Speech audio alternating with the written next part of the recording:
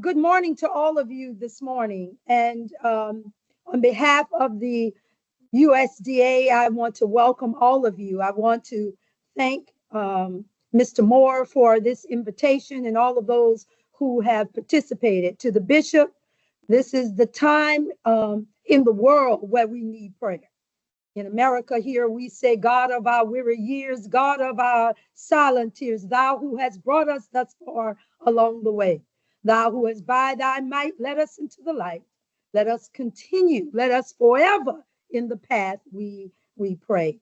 Thank you again for having me, distinguished guests, valued colleagues, and the trailblazers of global agriculture and civil rights. I'm honored to be with you here today at the Innovation in Agriculture and Energy Opportunity Zone Summit, an event that highlights the importance of agriculture, justice, equity across the globe. My name is Dr. Penny Brown Reynolds. I identify myself as a Black woman of lighter complexion, and today I'm wearing a gray suit with my hair pulled up. That's for all of those who have visual disabilities, and we want to make certain that everybody feels welcome in this forum. As the Deputy Assistant Secretary for Civil Rights at the United States Department of Agriculture, I'm a presidential appointee.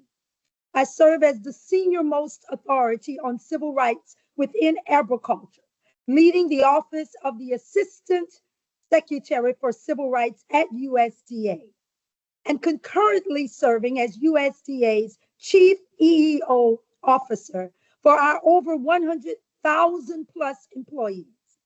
I'm entrusted with the task of ensuring that equity and justice are at the core of our agriculture policies, programs, and services. In my office, we believe that civil rights is the soul of justice, and none of us would be here today without civil rights advocates, activists, and practitioners. I've devoted my entire career. I'm a former judge, spent 30 years as a lawyer, former professor, DA, assistant district attorney. I've dedicated my whole life to justice, but I'm also a civil rights advocate, as I am from Atlanta, Georgia, and was under the tutelage of civil rights leaders such as Dr. Joseph Lowery, the founder of SCLC, and also C.T. Vivian, the intellectual architect of the nonviolent movement for Dr. Martin Luther King. Full disclosure, I'm an ordained pastor, and I was ordained at the great Ebenezer Baptist Church, the spiritual pulpit of Dr. Martin Luther King Jr., so I know a whole lot about civil rights. I've been a member of this community and the judiciary, as I've shared, for 30 years. I served as nearly a decade as a state court trial judge. I'm very proud of the efforts that I've made. And I was a judicial clerk for the Georgia Court of Appeals. I'm a practicing attorney, registered mediator, and a member of numerous bar associations. Agriculture is deeply personal to me. Growing up in a small town in Louisiana, my grandfather was a farmer who taught me the dignity of hard work. I'll never forget the day that he picked me up from school in his red pickup truck, and he had a whole lot of watermelons on the back of the truck. I was a young girl, and here he was in his overalls, and he came to pick me up, and I was just a little maybe embarrassed because here was my grandfather in a working outfit, if you will. I got in the car, and maybe he could see the shame all over my face. And he said to me, Penny Marie, I want you to understand that whoever feeds you controls you. Whoever feeds you controls you. And that there is dignity in hard work. I remember saying to myself, even without him seeing and me saying anything, he could feel the sense of shame that I had, which was unwarranted. But boy, when I went back to school the next day, it was the difference. I carried the pride, and then my classmates could see it. And then I talked about how he, from the ground, grew the food that we would eat, and that this was a real man who could control his destiny. Today, we look to unleash global opportunities. We must recognize that agriculture is a foundation of our economics and our societies. Whoever feeds you controls you. Ensuring equity and access to land, technology, and resources is a fundamental justice worldwide. Historically, and I want to talk with you, if I can, about the systematic discrimination that occurred in agriculture, and then the reality that many Black farmers here in the United States had to face. But historically, Black farmers have faced systematic discrimination, both here in the United States and in South Africa. In the US, the number of Black farmers has drastically declined from nearly 1 million in 1920 to just over 46,000 today. These farmers now manage 5.3 million acres, which represents nearly 1.4% of all farmlands. In South Africa, Black farmers produce less than 10% of the country's total agricultural output due to historical inequities, slow land reform, and inadequate government support. These challenges reflect systematic discrimination and the lasting impacts of historical injustices. However, these barriers can be dismantled with intentional policy and civic engagement. What's my answer to this? The answer is overcoming these barriers is not simple. It takes intentionality, it takes courage, it takes full grit, but it takes us coming together. Civic engagement means that more than just registering people to vote, it means showing up as a citizen, actively participating in national and local dialogues about issues that matter. Not just I look out for me, but that when I am blessed, you are blessed. And that when you are blessed, I am blessed. And that on this planet, there is enough for everybody. There is not a scarcity mindset that if somehow I get something, that will take away something from you. It's about coming together. We truly understand that I am better when you are better, and you are better when I am better. It's participating collectively for our collective good. Protecting our democracy, meaning recognizing the inherent worth and potential of every individual, regardless of their gender, race, background, or national origin. Oh, for me, civil rights is the soul of justice, the bridge that connects us all, whether it's our vote here in America or vote anywhere, despite the noise that's all around us. We are no longer in a society where only white male landowners were granted the right to vote. Long gone are the days of poll taxes and literacy tests and disenfranchised Black voters and individuals who don't understand that we need to have a society where everybody is included. Often agriculture is seen outside of the scope of civil rights, but it is centered to the global justice conversations. It's critical. The Biden-Harris administration has placed equity at the forefront of its agenda, recognizing that we cannot achieve true democracy without addressing systematic inequities in food systems. In January of 2021, President Biden signed an executive order, 13985, a directive to advance racial equity and support underserved communities. This is a critical framework that drives how we think about global agriculture.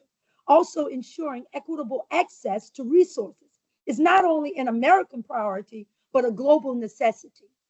The executive order defines equity as this term, meaning that consistent and systematic, fair, just, and impartial treatment to all individuals, including individuals who belong to underserved communities, who have been denied treatment, such as Black, Latino, Indigenous, and Native American persons, Asian Americans, and Pacific Islanders, and other persons of color, members of religious minorities, lesbian, gay, bisexual, transgender, and queer persons, persons with disabilities, persons who live in rural areas, and persons otherwise adversely affected by persistent poverty or inequity. Equality is making things equal. Equity is meeting people where they are. That's why equity is so important, because people have started at different places and everybody has not had a seat at the table of opportunity. What does the term underserved community mean? Well, the executive order says populations sharing a particular characteristic, as well as geographic communities that have been systematically denied a full opportunity to participate in aspects of economic, social, and civic life, as exemplified by this list that he's called equity. Systematically denied. Let me repeat, systematically denied. We all know that the first step to reconciliation is to acknowledge the history and the harm. It's contrition, to truly acknowledge the harm. Systematic discrimination. USDA has finally begun the long process towards justice by acknowledging the history of systematic discriminations via our policies and programs designed to benefit those with access, education, assets, privilege, rather than for those who were without. In addition to the equity action plans that all federal agencies were required to do, under the leadership of our secretary, USDA mandated that each of the agencies do their own plans and include specific actions to take to ensure equity not be an add-on or extra, or something you got to check a box, or you're doing somebody a favor. Included in all our programs and design and delivery of program and services now. Now, I know people might say it's long overdue. My grandmother used to say to me, stop throwing out the good, waiting on the perfect. I know that we talk about in America wanting a more perfect union. But until we get to that point, we have made the efforts to try to do that under the Biden-Harris administration. I'm very proud of that. Thanks to bipartisan funding through the American Rescue Plan and subsequent Inflation Reduction Act, USDA established an equity commission of 41 outside experts to make recommendations with specific actions, and the job they did it. While USDA has implemented many of those recommendations through administrative actions, others will require legislative action by Congress to implement the changes. Hence why it's so important for you to vote. When I first arrived at USDA's Office of Civil Rights, I recognized if you want something different, you have to be willing to do something different. The secretary hired me to do a job. And as a former prosecutor and as a deputy secretary, the first thing I did when I arrived was conduct a forensic analysis of the office I was stepping into. Too often, we are in positions, and it is almost as though we think or we act as though we're doing a favor to the people for whom we serve, when we actually work for the people. We are not blessed to have these positions and titles so that we can wear them and walk around as peacocks and not serve the people. That is what we're supposed to do. That's why it's so important that we never forget where we come from. That's why civil rights is so intrinsically a part of who I am, because I often think back to the sacrifices that my mother and my grandparents made. That farmer, that man who taught me a work ethic that I carry with me everywhere I go. Deputy Secretary, working together with Secretary Tom Velson, we strive to remedy and work towards a secure future that takes care of our farmers and their livelihoods. No remedy is perfect, but my intent remains firm. For example, for decades, Black farmers have consistently reiterated the need for a review and transformation of the Office of Civil Rights program complaints process. In the area of program complaints, that means that if you feel like you've been discriminated against, this is the office where you should go to. It was so dysfunctional that it would take years to have a claim even heard. And now we brought all of that into alignment. And I'm very proud of that work. Our goal was not to dismiss or erase the previous backlog of complaints, but instead to review and analyze and investigate and adjudicate producer claims through a fair and equitable process. Just recently, I was in the state of South Carolina, and I had a meeting with a group of farmers and producers. They told me how their land had been taken away from them, and all of the obstacles that they had. And I remember one of the farmers, we had one that was 80 years old there with his son, and one of them said, all we want, we're not asking for a handout, we want an opportunity. Like they'll put things in place, but they never tell us what we have to do. They'll have it there, but they'll have obstacles, and they'll never let us know all people want is the dignity to have an opportunity, to have a dream, and have that dream be realized, not just for themselves, but for their future. We have the right to demand that. We have the entitlement to do that because it is the right thing to do. So where do we go from here? I'm reminded of the words of Dr. Martin Luther King, who once asked, in a book, where do we go from here? The question is at the heart of the work we must do, both locally, nationally, and globally.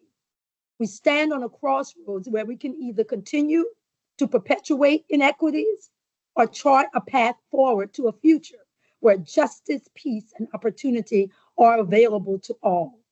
The challenges in agriculture today are not just about producing enough food. They're about addressing systematic inequities that prevent millions from accessing the resources they need.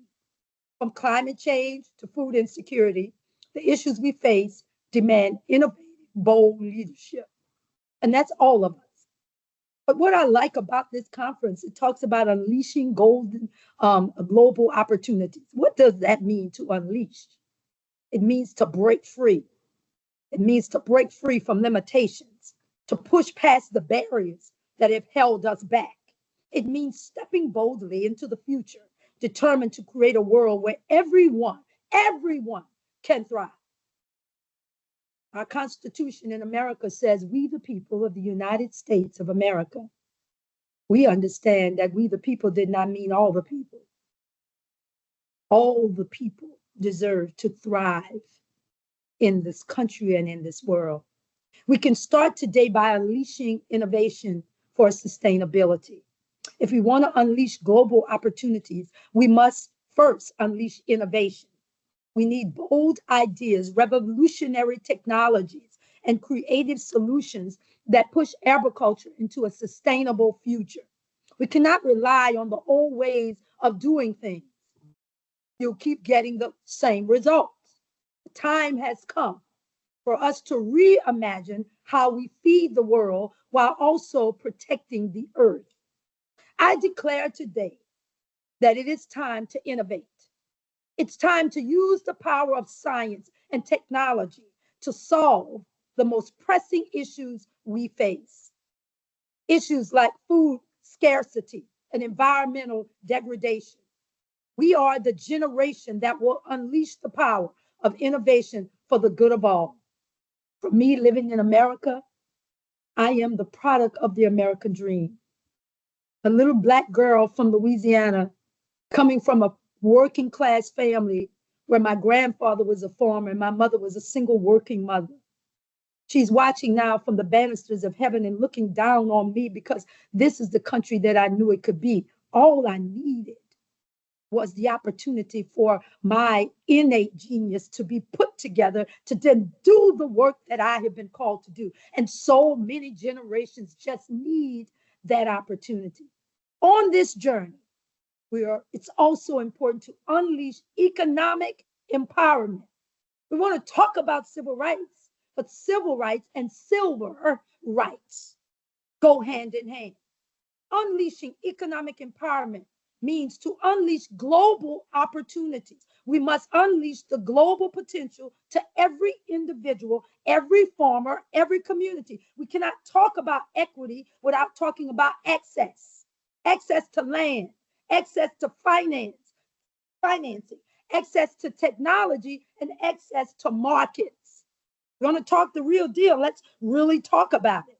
Let's have an intellectual discourse about what we really need. Not begging and scrapping for it, but intellectually coming up with a plan to say this is what is needed to give us equity and the opportunity that we need.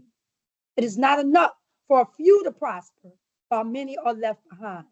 We must create systems that lift those who have historically been pushed aside. Economic empowerment is key.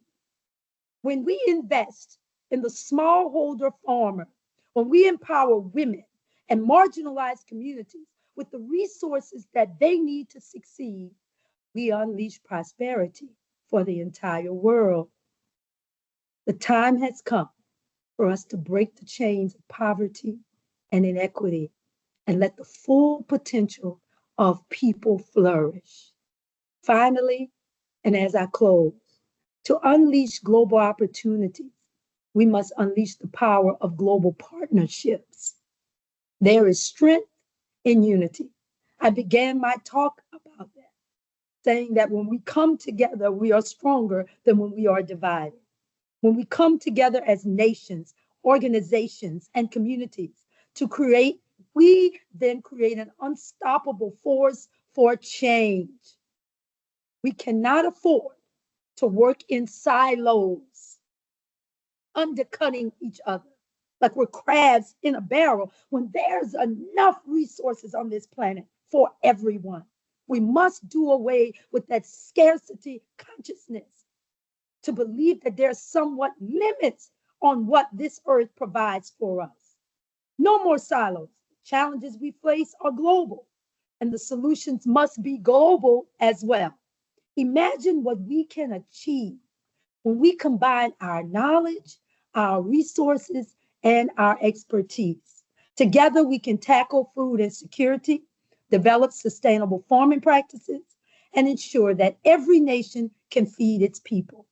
We must tear down the walls that divide us and build bridges of cooperation that span across borders, continents, and cultures.